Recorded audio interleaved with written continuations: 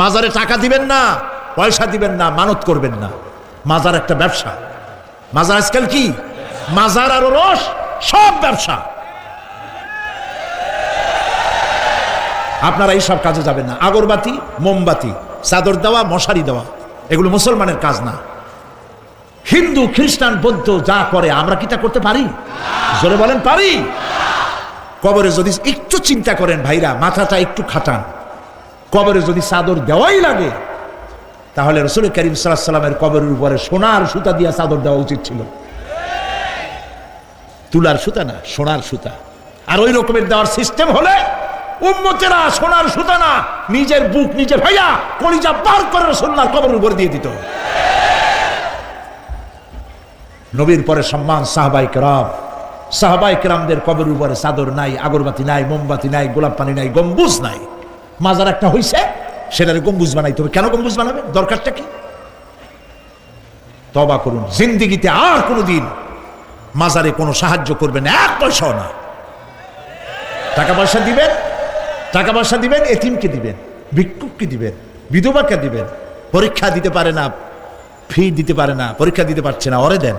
বাড়িতে চাল নাই, পানি পড়ে, ওরে দেন।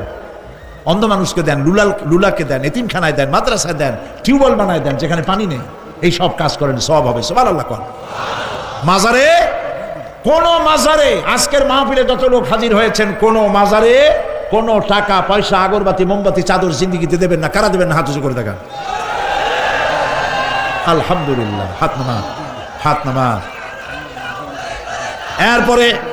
এরপরে থামেন, থামেন। এরপরে দেশে আজ অশ্লীলতার সয়লাব আমরা দেখতে পাচ্ছি। গতকালও আলোচনা করেছি। গত 5 বছর যারা ক্ষমতায় ছিলেন, অভিনয় নিয়ন্ত্রণ আইন তারা তুলে ফেলেছিলেন। অভিনয় নিয়ন্ত্রণ একটা আইন ছিল, কতদূর অভিনয় করা যাবে, একটা মেয়ে তার কাপড় কতটা কমাইতে পারবে, নাচে গানে অভিনেতা অভিনেত্রী একসাথে কতটা জড়াজড়ি করতে পারবে, এর একটা নিয়ম কানুন আগের থেকে ছিল। সেই নিয়ম কানুন ওই 5 বছরে তারা আইন পাশ করে নিয়ন্ত্রণ আইনটা তুলে দিয়েছে। ফলে কাপড়েরও বালাই নাই, আর জড়াজড়ির এমন সব ছবি যা কোনো মানুষের দেখার কোনো উপায় নাই, যেগুলি দেখলে চোখ সাবান দিয়ে ধোয়া লাগে। নাউজুবিল্লাহ বলেন। বাংলাদেশ সুপ্রিম কোর্ট, বর্তমান সরকারের আমলে বাংলাদেশ সুপ্রিম কোর্ট সুমোটো আইন জারি করেছে, যে সমস্ত অশ্লীল ছবি করা যাবে না, অশ্লীল পোস্টার লাগানো যাবে না। আমি গতকাল এখানে বলেছি, কুমিল্লার ডিসি সাহেবকে আমি গত রাত্রে তার সঙ্গে আমি কথা বলেছি, তিনি একমত হয়েছেন। কুমিল্লার কোন দেওয়ালে সিনেমার অশ্লীল পোস্টার থাকতে পারবে না। সিনেমা ব্যবসায়ীদের বলে দিবেন, আপনারাও বলে দিবেন তাদেরকে, সিনেমার ব্যবসা করো, অশ্লীল ছবি দেখাইতে পারবে না। বাইরে লেখা থাকবে একটার, ভিতরে কাটপিস দেখাবা ইংলিশ ছবি। এই হারাম ব্যবসা, সিনেমার ব্যবসা যারা করে, ওদের মতো কপাল পোড়া আকাশের নিচে জমিনের উপরে আর নাই। কারণ কি জানেন? কারণ কি? আরে বাবা থামো। কারণ কি সেটা শোনেন। কারণ হচ্ছে, মসজিদ যে বানাইলো, ওই মসজিদে যতদিন নামাজ হবে, জিকির হবে, তেলাওয়াত হবে, কিয়ামত পর্যন্ত যে পয়সা দিছিল সে সওয়াব পাবে। আর সিনেমা যে বানাইলো, সিনেমা দেখিয়া এরকম বই কি কুমিল্লা আসছে? এমন একটা লোকেরা বলাবলি করতেছে, সুবহানাল্লাহ, এমন একটা ছবি আসছে, যারাই দেখলো সব উমরা করতে রওনা হয়ে গেছে। এমন ছবি আসছে যা দেখিয়া সমস্ত মানুষ তাহাজ্জুদ পড়া শুরু করছে। এরকম হয়েছে। যত ছবি আসলো, ছবি দেখলো, পরের মেয়ে কেমনে হাইজ্যাক করবে, কেমনে ব্রিফকেসের মধ্যে বন্দুক, রাইফেল গুলি ভাঙ্গে চুরে থুইয়া 10 তলার গ্লাস ভাঙ্গা লাভ দিয়ে পড়িয়া, খালের মধ্যে পড়িয়া, নদীর মধ্যে দিয়ে ফুড়িয়ে উঠে পাহাড়ের উপর দিয়ে পরের মেয়ে নিয়ে দৌড় দিল। এই সব সন্ত্রাসী, ডাকাত, জেনাকার, বদমাশ তৈরি করা হয়। ঠিক না বলো? এই সিনেমা যারা বানাইছো, কান খুলে শোনো। এই সিনেমা যারা দেখতে আসলো, জোহরের নামাজ গেল, মাগরিবের নামাজ গেল, আসর গেল, এশার নামাজও গেল, ঠিক কিনা? এতগুলো নামাজ গেল, আর তারপরে চরিত্র নষ্ট করলো। চরিত্র নষ্ট করে ফেন্সিডিল খাইলো, এরপরে চুরি করলো, ডাকাতি করলো, সন্ত্রাস করলো, জেনা করলো। বেটা তুই মর, যে সিনেমা বানাইছো মর, মরে দেখবি কিয়ামত পর্যন্ত এই সিনেমা দেখে যত লোকের চরিত্র নষ্ট হয়েছে, সমস্ত পাপ মাথায় নিয়ে কিয়ামতে আল্লাহর দরবারে দাঁড়াতে হবে। সুতরাং সিনেমার ব্যবসায়ীরা কানে ধরে সিনেমার ঝাঁটা বেড়ে দূর করে দাও। যদি মুসলমান হও, মুসলমানের যদি জন্ম দিয়ে থাকে, সিনেমার ব্যবসা বাদ দিয়ে দাও। আল্লাহ রহম করুক, বলেন আমি। কপাল পোড়া না হইলে সিনেমার ব্যবসা, এত ব্যবসা থুইয়া তুমি মানুষের চরিত্র ধ্বংস করার জন্য ব্যবসা করতেছ। এরপরে আকাশ সংস্কৃতি, কে যাবে? আকাশ সংস্কৃতি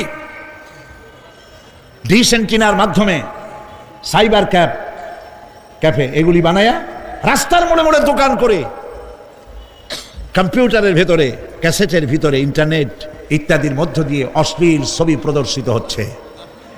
রাস্তার মোড়ে মোড়ে উঠতি বয়সের যুবক যুবতী মেয়েগুলি নষ্ট হয়ে যাচ্ছে। নাউজুবিল্লাহ বলে।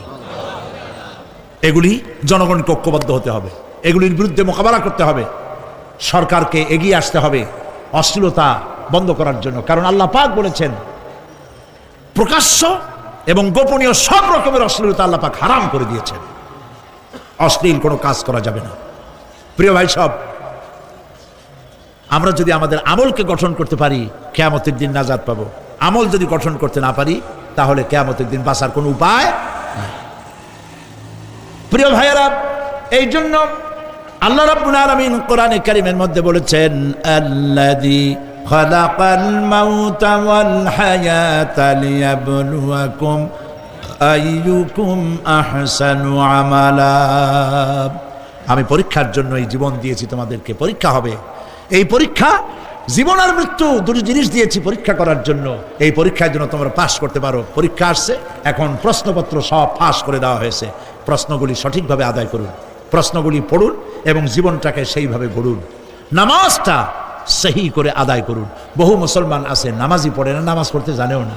নবী করিম সাল্লাল্লাহু আলাইহি ওয়াসাল্লাম বলেছেন, সাল্লু কামা রাআইতুমুনি উসাল্লি, নামাজ পড়ো সেইভাবে যেভাবে আমাকে তোমরা পড়তে দেখো। সুবহানাল্লাহ। আর রাসূলুল্লাহ কেমনে নামাজ পড়তেন, এইটা বর্তমান বিশ্বের শ্রেষ্ঠ হাদিস বিশারদ আল্লামা নাসিরউদ্দিন আলবানী তিনি ইন্তেকাল করেছেন। আল্লাহ পাক তাকে জান্নাতুল ফেরদাউসের মেহমান বানায় নিক, বলেন আমিন। তার লেখা বই আছে রাসূলুল্লাহ সাল্লাল্লাহু আলাইহি ওয়াসাল্লামের নামাজ, বইয়ের নাম রাসূলুল্লাহ সাল্লাল্লাহু আলাইহি ওয়াসাল্লামের নামাজ। ছোট্ট একটা বই। এই বইটা আপনারা কিনবেন। এই বইটা যেভাবে লেখা আছে নামাজ সেইভাবে পড়বেন। নামাজ রাসূল করিম ঠিক যেভাবে পড়েছেন ওইভাবেই লেখা আছে। আপনি আন্দাজে পড়লে হবে না, টুকুর টাক্কুর করে কয়েকটা সেজদা দিলেই হবে না।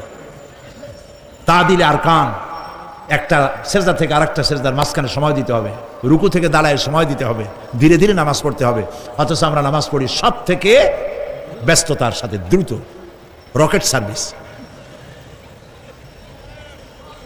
কোরআন শরীফের ভিতরে নামাজের গুরুত্ব সর্বাধিক দেওয়া হয়েছে। নামাজের কথা কয়বার বলা হয়েছে? 82 বার। 82 বার আল্লাহ পাক বলেছেন নামাজ আদায় করো, 82 বার বলেছেন। আর নবীজি বলেছেন, লা দীনা লিমান লা সালাতা লাহু, যার কাছে নামাজ নাই তার কাছে দিন বলে কোনো জিনিস নাই। মান তারাকা সালাতান মুতাআম্মিদান ফাকাদ কাফারা, ইচ্ছে করে যে ব্যক্তি নামাজ ছেড়ে দিল কাফের হয়ে গেল, বলেন নাউজুবিল্লাহ। কিয়ামতের দিন, বুখারী শরীফের হাদিস, আল্লাহ পাকের নবী বলেছেন কিয়ামতের দিন সর্বপ্রথম আল্লাহ জিজ্ঞেস করবেন, বান্দা নামাজ পড়ছো কিনা। প্রথম প্রশ্ন কি বলেন? প্রথম প্রশ্ন কি? যার নামাজ কবুল তার সমস্ত নেক আমল মঞ্জুর, যার নামাজ কবুল হবে না কোনোটাই মঞ্জুর হবে না। কথা বুঝতে পেরেছেন? নামাজ সঠিকভাবে আদায় করতে হবে।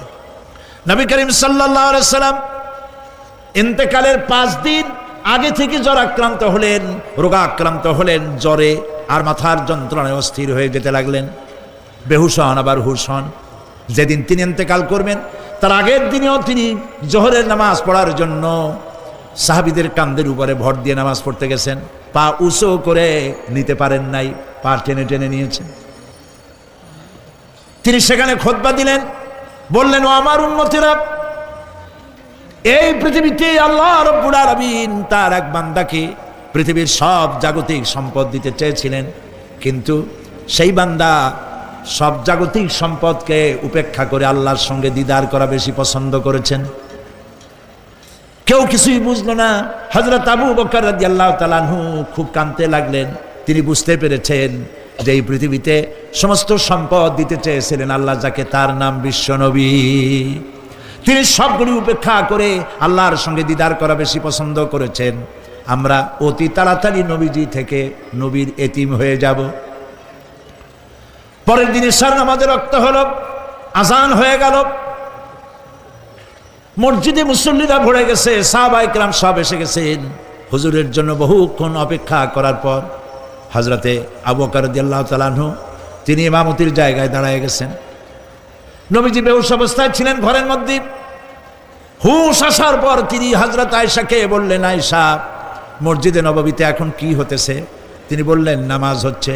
লোকেরা আপনার অপেক্ষা করেছে, কিন্তু আপনাকে না পাইয়া দীর্ঘক্ষণ অপেক্ষা করার পর আপনাকে না পেয়ে আমার বাবার ইমামতিতে তারা নামাজ পড়তেছে, কিন্তু মুসল্লিদের মধ্যে কান্নার রোল পড়ে গিয়েছে। তাদের ধারণা হয়েছে নবীজির জায়নামাজে যখন হযরত আবু বকর দাঁড়ায় গেছে, নবীজির পিছনে নামাজ পড়া আর আমাদের কিসমতে হবে না।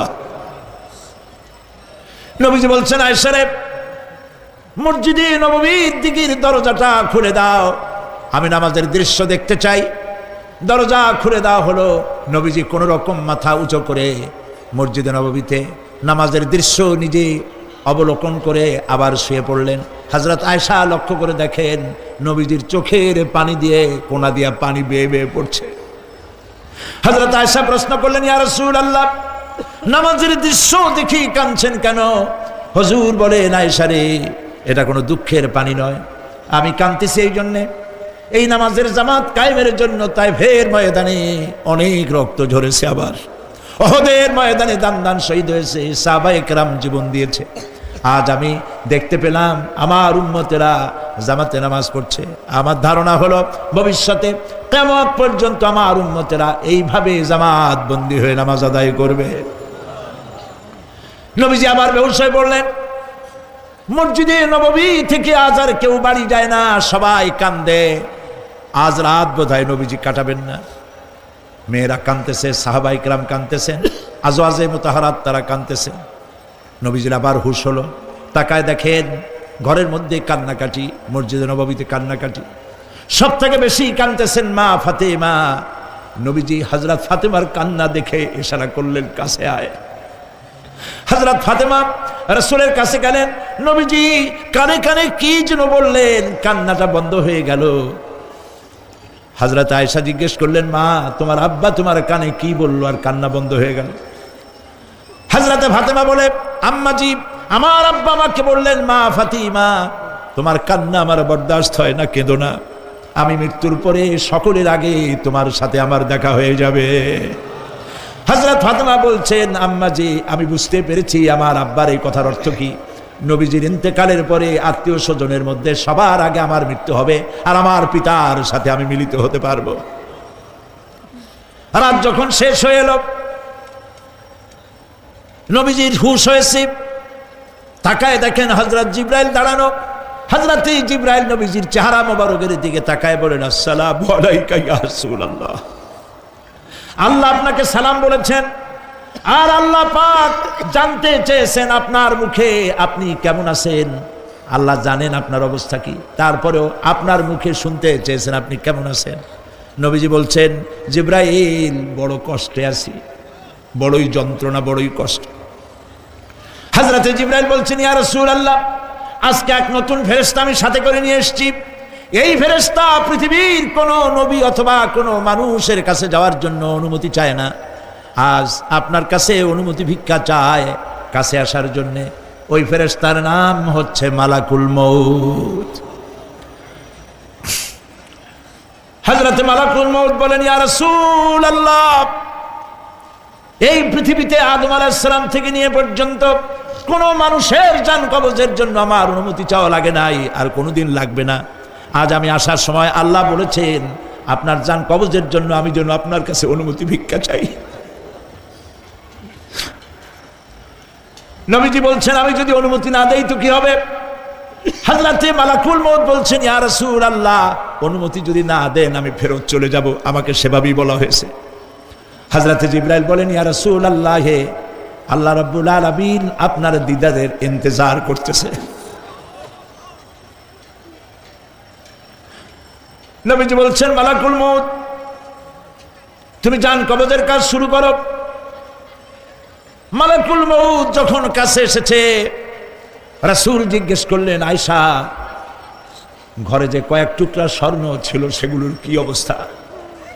ছোট ছোট 6 টুকরা স্বর্ণ ছিল। হযরত আয়েশা বলছেন, হুজুর আমি এগুলো রেখে দিছি। হুজুর বলছেন, না রাখতে পারবে না, আমার ইন্তেকালের আগে খয়রাত করে দাও। মুহাম্মদ সাল্লাল্লাহু আলাইহি ওয়াসাল্লাম আল্লাহর কাছে অবস্থায় উঠবে না যে তার ঘরের ভিতরে সোনা ছিল, দিয়ে দাও, খয়রাত করে দিয়ে দাও। হযরতে মালাকুল মউত রাসূলের জান কবজ শুরু করে দিলেন। রাসূলুল্লাহ জীবনের শেষ কথা বললেন, আসসালাত আসসালাত ওয়া মা মালাকাত আইমানুকুম। আমার উম্মতেরা বিদায় লগ্নে বলে গেলাম, নামাজ নামাজ নামাজ ছেড়ে দিও না।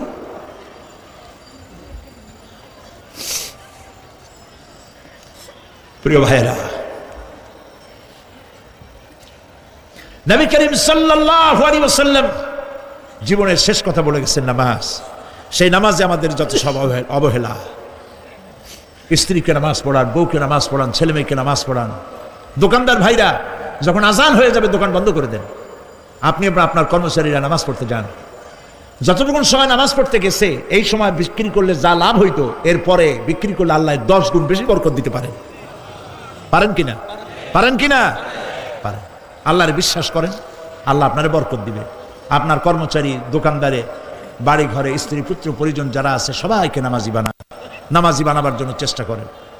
নামাজ রোজা ইত্যাদি করুন, মিথ্যা বলবেন না, ওজনে কম দিবেন না, খাদ্যে ভেজাল দিবেন না, ঘুষ খাবেন না, ঘুষ দিবেন না, মানুষের উপর অত্যাচার করবেন না, কাউকে কষ্ট দিবেন না, মানুষ যেন আপনার ব্যবহারে কষ্ট না পায়। আল্লাহ পাক বলেছেন, ওয়াকুলু লিন্নাসি হুসনা, মানুষের সাথে সুন্দর সুন্দর কথা কও। নবী করিম সাল্লাল্লাহু আলাইহি ওয়াসাল্লাম বলেছেন, মানুষের সাথে যদি হাসি মুখে কথা বলো একটা সদকা দেওয়ার সমান সওয়াব হয়ে যাবে। মানুষকে ভালোবাসো, গরিবদের ভালোবাসো, তাদের অর্থ করি দাও, পয়সা করি দাও, তোমার যা আছে দিতে থাকো। কুয়ার পানি যত উঠাবেন তত কুয়ার পানি ভালো থাকবে, আর পানি উঠাবেন না কুয়ার পানি পচে যাবে। এই জন্য আল্লাহর রাস্তায় পয়সা যত ইনকাম হচ্ছে খরচ করতে থাকেন, আল্লাহ পাক দিতে থাকবেন। আল্লাহ পাক বলেছেন যে সদকার মালকে আল্লাহ বৃদ্ধি করে দেন, আর দান সদকা যারা করে না, যাকাত দেয় না, তাদের মালকে আল্লাহ ধ্বংস করে দেন, হালাক করে দেন। এগুলোর দাম নাই, অশান্তি বাড়বে, বউ কথা শুনবে না, সন্তানাদি কথা শুনবে না, মামলা মোকদ্দমা, অশান্তি আর অশান্তি। আর আল্লাহর পথে থাকুন, আল্লাহ শান্তি বাড়ায় দেবেন। আমরা বলি আমিন। প্রিয় ভাই সব, আমি কিছু আলোচনা আজকে আল্লাহ পাক যা করাইছেন এগুলি যেন আল্লাহ আমারে আমল করার তৌফিক দেন। আমি মাঝে মধ্যে ভয় পাই, একদিন তো এই খবর নিশ্চয়ই হবে যে সাইদি বিদায় হয়ে গেছে। সেদিন খালি হাতে যেন আল্লাহর কাছে না যাই, আমি যেন আসামি না হই যে আমি যা বলছি মানুষকে 40 বছর একটানা যা বললাম আমি নিজে আমল করতে পারি নাই। এরকম ভিক্ষুক যেন আমি না হই, আমি যা মানুষকে বলেছি আমি যেন তা আমল করতে পারি। আমি আপনাদের কাছে দোয়া চাই। আমরা কেউ বাঁচবো না, এই যে দেখা হলো আবার দেখা নাও হইতে পারে। সেই জন্য আমরা আমাদের জীবনকে যেন তৈরি করি। আপনারা কোরআন শরীফ পড়ুন, দিন শিখুন, ইমান শিখুন, ভালো থাকুন, ভালো হয়ে চলুন। এখন মোনাজাত হবে, দাঁড়ানো ভাইরা বসে। রাস্তাঘাটে দুজন মুসলমান করে এক মহিলা এবং তার ছেলে, রাস্তাঘাটে যিনি যেখানে আছেন, আখেরি মোনাজাত, দায়িত্ব নিছেন। এই মোনাজাতে অংশগ্রহণ করা একটা বিরাট সওয়াবের কাজ। সুবহানাল্লাহ। দাঁড়ানো ভাইরা বসেন, আমি তো দেখতে পাচ্ছি কোথায় কে দাঁড়ানো। বসতে বলছি, আমি তো এর আগে বলিনি একবারও যে বসান বসেন। মোনাজাতের আদব হলো বসা। রাস্তায়, পথে, ঘাটে, গেটে যিনি যেখানে আছে সেখানে বসে আর জোরে সরে জিকির করেন, সুবহানাল্লাহ, আলহামদুলিল্লাহ, লা ইলাহা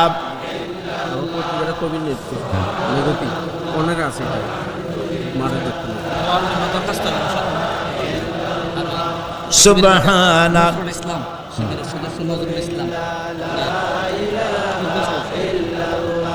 সুবহানাল্লাহ, আলহামদুলিল্লাহ, লা ইলাহা ইল্লাল্লাহ। জোরে করেন, সুবহানাল্লাহ, আলহামদুলিল্লাহ, লা ইলাহা ইল্লাল্লাহ, লা ইলাহা ইল্লাল্লাহ, মুহাম্মাদুর রাসূলুল্লাহ।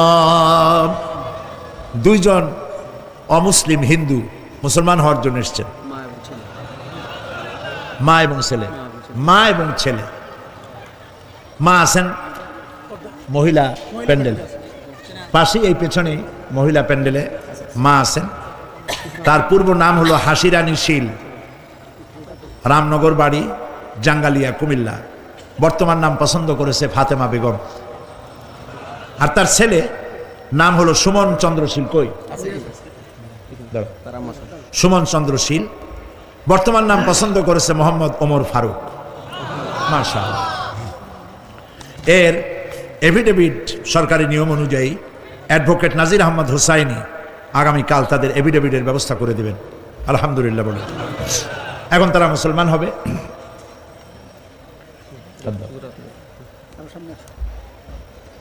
যে বোন আমাদের মুসলমান হচ্ছেন, হাসি রানী, বর্তমান নাম ফাতেমা বেগম, আমরা এখানে যা পড়তেছি আপনি তাই উচ্চারণ করবেন।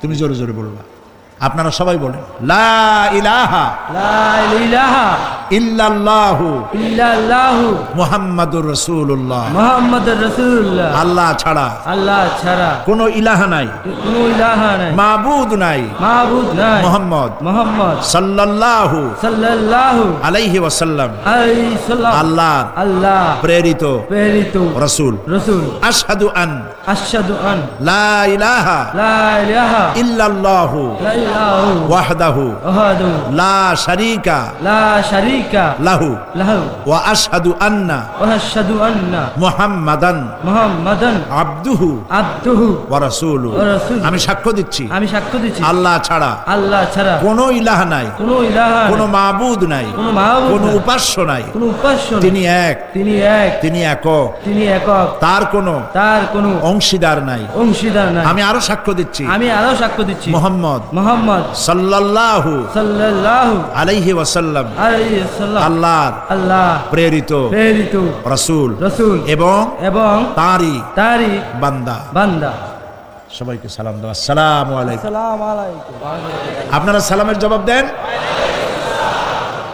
আল্লাহর এই বান্দা মাত্র কয়েক মুহূর্তে আগে ছিল মুশরিক, আর এখন আমাদের তাওহীদি ভাই। আমাদের কি হয়ে গেছে? ভাই। আমাদের সকলের আমল নামায় গুনাহ আছে, এই যুবকের আমল নামায় এখন কোনো গুনাহ নাই, নিষ্পাপ মাসুম বেগুনাহ। আল্লাহ তার প্রতি রহম করুক, আমরা বলি আমিন। ইসলাম কবুল করার স্বেচ্ছায় সজ্ঞানে ইসলাম কবুল করার কারণে এই বিশাল লাখো জনতার পক্ষ থেকে আমি তাকে আলিঙ্গন করছি।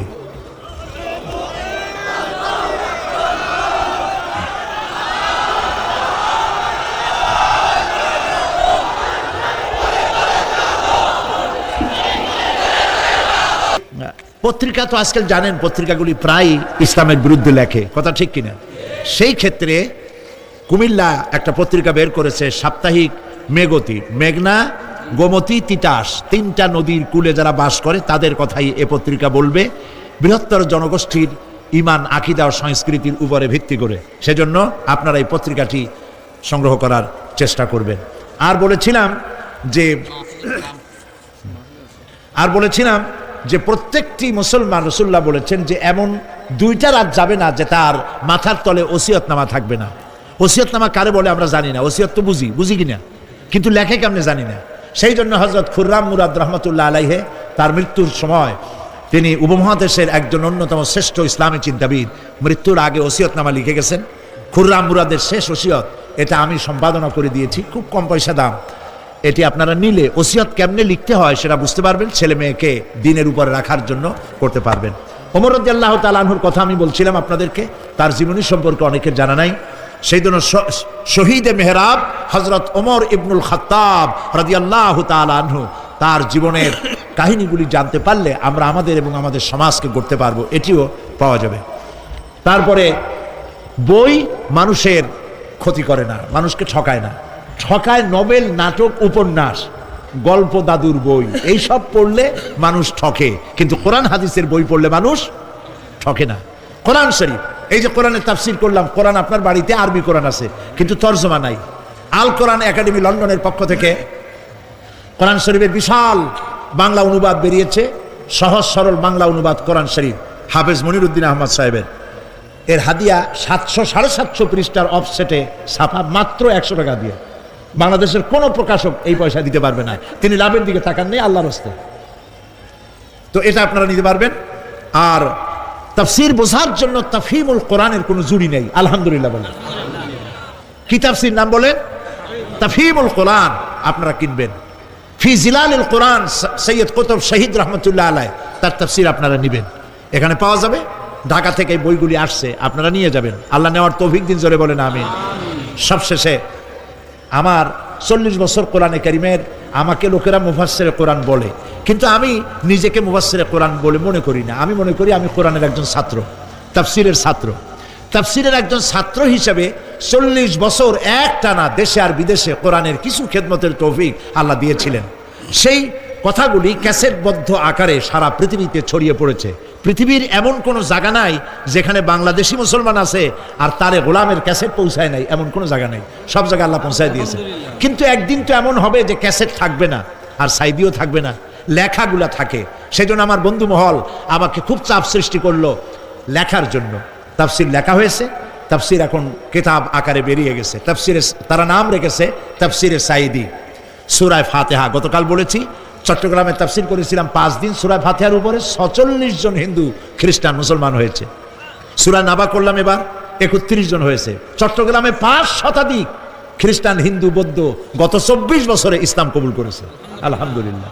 সূরা আসর ছোট্ট সূরা, এই ছোট্ট সূরাটি সম্পর্কে ইমাম শাফি রহমতুল্লাহ আলাইহি বলেছেন যে এই সূরাটি যদি কেউ বোঝে আর আমল করে, হেদায়েতের জন্য, জান্নাতে যাওয়ার জন্য এই একটি সূরাই যথেষ্ট। এর উপরে 5 দিন তাফসির করেছি চট্টগ্রামে, 36 জন হিন্দু, খ্রিস্টান, বৌদ্ধ মুসলমান হয়েছে। সূরা আসর এই ছোট্ট সূরাটির তাফসির হয়েছে 488 পৃষ্ঠা, আলহামদুলিল্লাহ। আপনারা মেহেরবানি করে নিয়ে যাবেন তাফসিরে সাইদি, সূরা আল আসর, এগুলি পাওয়া যাবে ওখানে।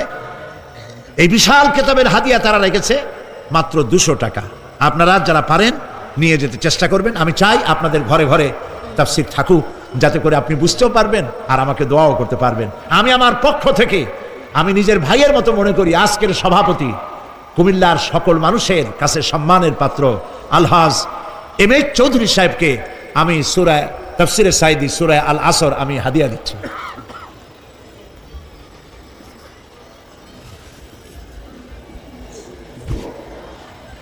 এখন মোনাজাত হবে, মোনাজাতের পরে আজান হবে। আব্দুল জব্বার সাহেব লক্ষ্মীপুর স্ট্রোক করেছে। ربنا ظلمنا أنفسنا وإن لم تغفر لنا وترحمنا لنكونن من الخاسرين।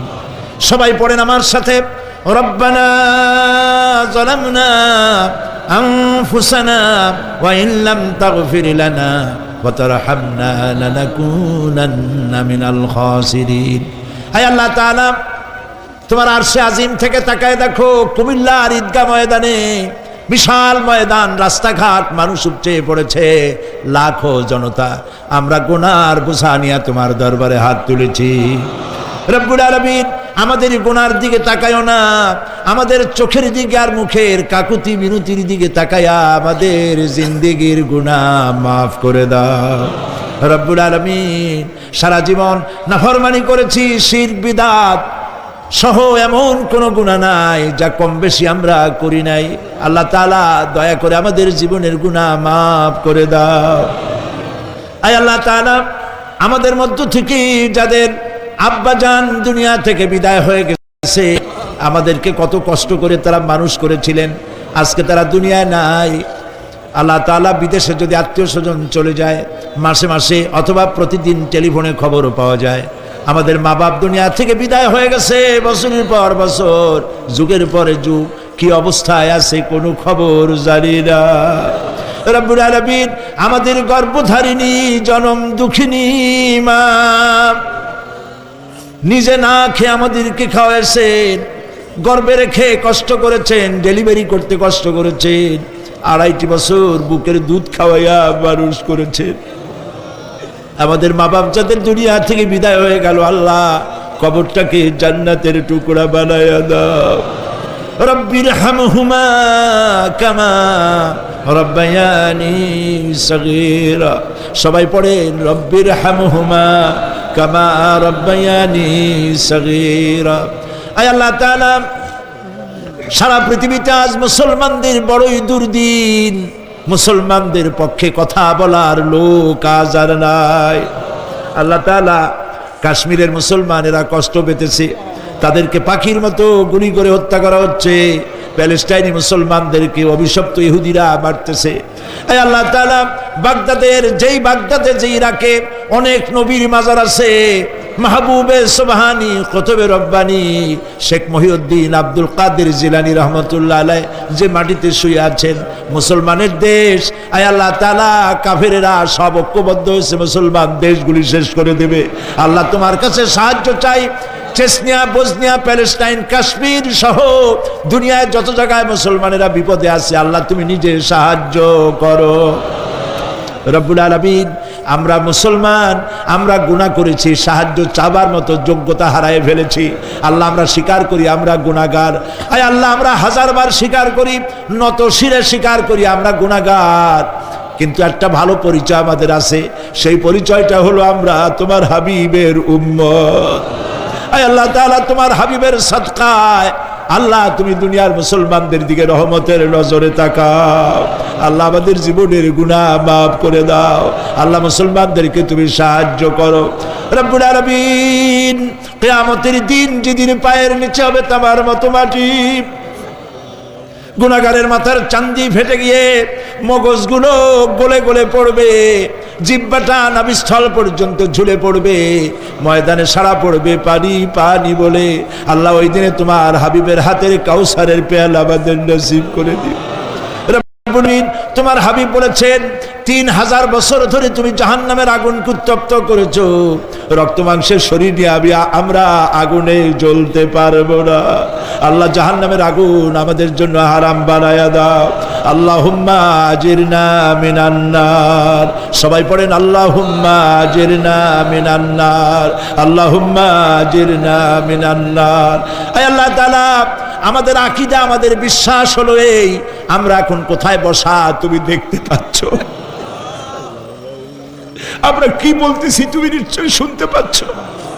তুমি একটু তাকায় দেখো তো বাবু, এতগুলি হাত তো কোনো পীরের দরবারে ওঠে নাই, কোনো বাজারে গিয়ে ওঠে নাই, কোনো মন্ত্রীর কাছে ওঠে নাই, কোনো প্রেসিডেন্টের কাছে ওঠে নাই।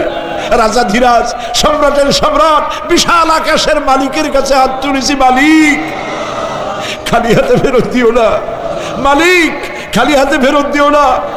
হে আকাশের মালিক, হে জমিনের মালিক, হে আমাদের রব, আমাদেরকে খালি হাতে ফেরত দিও না বাবু। আল্লাহুম্মা লা তারুদ্দানা খাইবিন, আল্লাহুম্মা লা তারুদ্দানা খাইবিন। আল্লাহ তাআলা একেবারে কিচ্ছু না দিয়া খালি হাতে ফেরত দিও না বাবু। কয়েক সেকেন্ড আমি আপনাদের জন্য ছাড়লাম, মাথা নিচু করুন, চক্ষু বন্ধ করুন, যার যা বলার বলেন, দোয়া কবুল হয়ে যাবে ইনশাআল্লাহ। বলেন যার যা বলার দরকার, মিনতির সাথে কাকুতি মিনতি করে বলেন।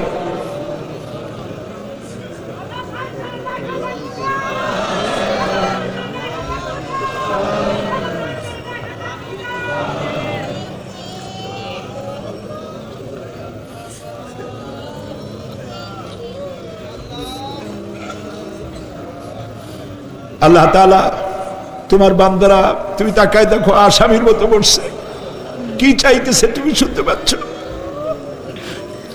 আমরা সবাই ভিক্ষুক, তুমি বলেছো ওয়াল্লাহু গানিয়্যুন ওয়া আনতুমুল ফুকারা, আমরা ফকিরের গোষ্ঠী আর তুমি গানি, আমরা ভিক্ষুক আর তুমি দাতা। আল্লাহ তাআলা আমাদেরকে খালি হাতে ফেরত দিও না বাবু। এই মাঠ থেকে কেউ যেন গুনার বোঝা নিয়ে ফিরে না যায় বাবু। আল্লাহ তাআলা সিরাতুন নবী কমিটি প্রত্যেক বছর মাহফিল করতেছে, আল্লাহ তাদেরকে কবুল করো। আল্লাহ তাআলা জনাব এম এস চৌধুরী সাহেব বার্ধক্যে পৌঁছে গেছেন, তার স্ত্রীর প্রতি তার প্রতি রহম করো। ওনার সাথে যারা আছে, কাজী দিন মোহাম্মদ সাহেব, রব সাহেব সহ যারা আছেন, সকলের প্রতি রহম করো। আল্লাহ তাআলা এই কুমিল্লাকে ইসলামী আন্দোলনের দুর্গ বানায় দাও। শিবিরের যে ছেলেটি ক্যান্সার রোগাক্রান্ত হয়েছে, ডাক্তার বলেছে 3-4 মাসের বেশি বাঁচবে না, কিন্তু তুমি ভালো জানো আল্লাহ পাক, আমরা এই ছেলেটির জীবন তোমার কাছে ভিক্ষা চাইতেছি বাবু, তুমি ভিক্ষা দিয়া দাও। আল্লাহ তাআলা এইভাবে যাদের কিডনি নষ্ট হয়েছে, হার্টের বাল্ব নষ্ট হয়েছে, তুমি মেহেরবানি করে তাদেরকে তা দিয়ে দাও। আল্লাহ প্রত্যেকের প্রতি তুমি রহম করো। আল্লাহ তাআলা আর একটা কথা বলি, তুমি তো সেই মহান সত্তা যার কাছে বেশি চাইলে অসন্তুষ্ট হও না। পৃথিবীতে সবাই বারবার চাইলে অসন্তুষ্ট হয়, তুমি বরং না চাইলে অসন্তুষ্ট হও। মাবুদ, তুমি দয়া করে আমাদের বিবি বাল বাচ্চা যা দান করেছো সবগুলিকে দিনদার বানাও, নামাজি বানাও, পরেশগার বানায় দাও। আমাদের সন্তানগুলি আমরা হেদায়েত করতে পারবো না, আমাদের স্ত্রীদের আমরা হেদায়েত করতে পারবো না, হেদায়েতের মালিক তো তুমি। তুমি দয়া করে আমাদের স্ত্রী, আমাদের সন্তানদেরকে হেদায়েত করো, মুত্তাকি বানাও, ইখলাস দাও, তাকওয়া দাও, তোমার ভয় দাও। আল্লাহ তাদেরকে হেদায়েত নসিব করে দাও। আয় আল্লাহ, আমাদের প্রিয় জন্মভূমি বাংলাদেশ এর স্বাধীনতার সার্বভৌমত্ব কিয়ামত পর্যন্ত অক্ষুণ্ণ রাখো। সীমান্ত এলাকায় ভারত বাংলাভাষী ভারতীয় মুসলমানদেরকে উন্মুক্ত আকাশের নিচে ফেলে রেখেছে। তাদের খাবার নাই, পরার নাই, বন্দুকের নল তাদের দিকে তাক করে রেখেছে। আল্লাহ তাআলা ভারতের এই জালিম কাফের সরকারের হাত থেকে মুসলমানদেরকে রক্ষা করার জন্য তোমার কাছে আমরা ভিক্ষা করতেছি, দরখাস্ত করতেছি। আল্লাহ, ভারতের জালেম কাফের মুশরিক সরকারের হাত থেকে মুসলমানদেরকে বাঁচাও, রক্ষা করো। বাংলাদেশে এক শ্রেণীর লোকেরা বাংলাদেশের বিরুদ্ধে দেশে বিদেশে ষড়যন্ত্র আর অপপ্রচার করছে। আল্লাহ তাআলা এই হিংসুকদেরকে অপপ্রচার থেকে বিরত করে দাও। আল্লাহ তাদের হেদায়েত নসিব করে দাও। আল্লাহ তাদের হেদায়েত নসিব করে দাও। কপালে হেদায়েত না থাকলে এগুলির দুনিয়া থেকে গজব দিয়ে বিদায় করে দাও আল্লাহ তাআলা। রব্বানা তাকাব্বাল মিন্না ইন্নাকা আনতাস সামিউল আলিম ওয়া তুব আলাইনা ইন্নাকা আনতাত তাওয়াবুর রহিম। আয় আল্লাহ তাআলা, আমাদের দেশের সেনাবাহিনী, আমার দেশের বিডিআর, আমার দেশের পুলিশ বাহিনী, তাদেরকে দিন দাও, ঈমান দাও, চরিত্র দাও, ভালো রাখো। আল্লাহ, তাদের উপরে তোমার রহমত নাজিল করো। রিকশাওয়ালা, ঠেলাওয়ালা, কুলি মজুর, কষ্ট করে যারা রুজি কামাই করে, আল্লাহ তাদের রুজিতে বরকত দিয়ে দাও। সুবহান রাব্বিকা রাব্বিল ইজ্জাতি আম্মা ইয়াসিফুন ওয়া সালামুন আলাল মুরসালিন ওয়ালহামদুলিল্লাহি রাব্বিল আলামিন। ওয়াজআল আখিরা কালামিনা ইনদাল মাউত লা ইলাহা ইল্লাল্লাহু মুহাম্মাদুর রাসূলুল্লাহ। আসসালামু আলাইকুম ওয়া রাহমাতুল্লাহ।